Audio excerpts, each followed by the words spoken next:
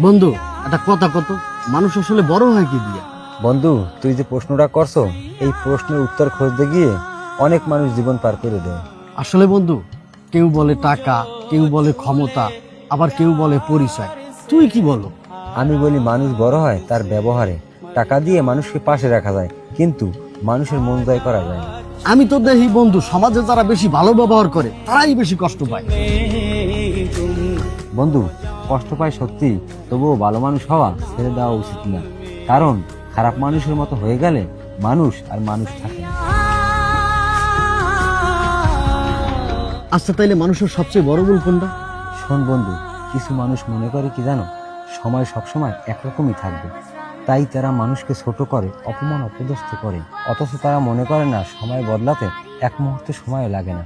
তাইলে বন্ধু, আমাদের কি মনে রাখা উচিত? মনে রাখা উচিত, কাউকে এমন কষ্ট দেব না যাতে নিজের বিবেকের কাছেই লজ্জা পেতে হয়।